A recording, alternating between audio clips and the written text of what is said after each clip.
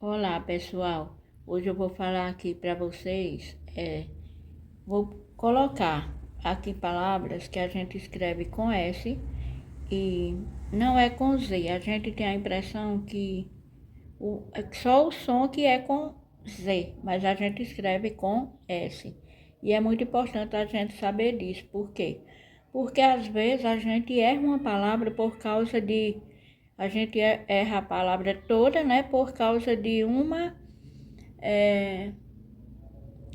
como é que se diz? De uma letra, entendeu? A gente erra a palavra toda por causa de uma letra. Então, aí, ó, aqui a palavra, a primeira palavra é análise, análise. Dá a impressão, né? Aqui a gente lendo dá a impressão que é um Z que a gente coloca aqui, né? Ó, a gente coloca um Z, mas não é. É um S. Temos a palavra aviso. É muito importante a gente saber como é que se escreve as palavras, né? Qual a letra? A palavra casado, catequese, entendeu? Ela tem a impressão que é com Z, mas é com S. Colisão também. Temos aqui a outra palavra, conclusão. Conclusão. Temos também a palavra crise, entendeu? Todas essas palavras a gente pensa que é com Z, mas é escrita com S. Temos também curiosidade, temos decisão e temos desapertar, né? Nós temos aqui, né, mais palavras que tem o S. Só que quando a gente... O som dela sempre tem som de Z. Muito importante a gente saber disso, saber qual a palavra é escrita com Z e qual a palavra é escrita com S. Então, vamos lá, por isso eu vou colocar aqui várias palavras, né, para vocês verem.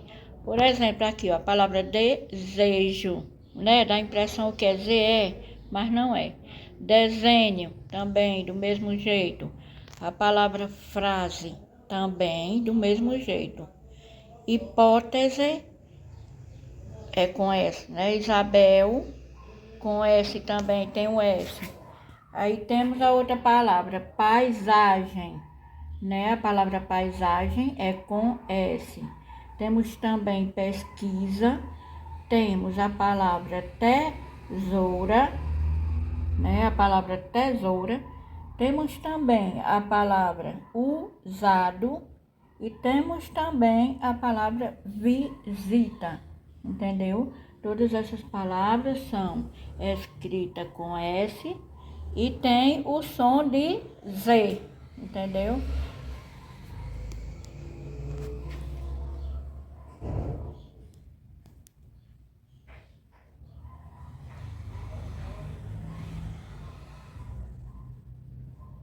Muito importante saber.